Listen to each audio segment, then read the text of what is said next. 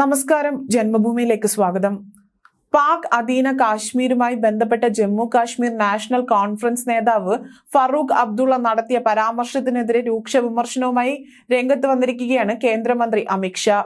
പാക് അധീന കാശ്മീർ തിരിച്ചുപിടിക്കാൻ ഈ സർക്കാർ പ്രതിജ്ഞാബദ്ധരാണെന്നും 130 കോടി ജനസംഖ്യയുള്ള ആണവശക്തിയായ ഇന്ത്യ ആരെയും ഭയക്കുന്നില്ല എന്നും അമിത് ഷാ പറഞ്ഞു.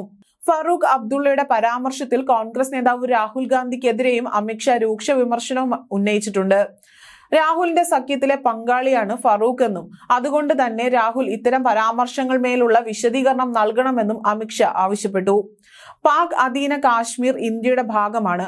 അത് നിഷേധിക്കാൻ ആർക്കും സാധിക്കില്ല. പാകിസ്ഥാന്റെ കൈവശം ആറ്റം ബോംബുണ്ട്. അതുകൊണ്ട് അവർക്ക് ബഹുമാനം നൽകണമെന്നും പാക് അധീന കാശ്മീർ അവകാശം ഉന്നയിക്കരുതെന്നുമാണ് ഫറൂഖ് പറയുന്നത്. എനിക്ക് അദ്ദേഹത്തോട് ഒരു കാര്യം ചോദിക്കാനുണ്ട്. 130 കോടി ജനസംഖ്യയുള്ള ആണവശക്തിയായ ഇന്ത്യ എന്തിന്റെ പേരിലാണ് ആരെങ്കിലും പേടിച്ച് അതിന്റെ അവകാശങ്ങൾ ഉപേക്ഷിക്കേണ്ടതെന്ന്? എന്ത് തരം ചെയ്തിയാണത്? രാഷ്ട്രീയ പങ്കാളികൾ എന്താണ് പറയുന്നതെന്നതിൽ രാഹുൽ വിശദീകരണം നൽകണം.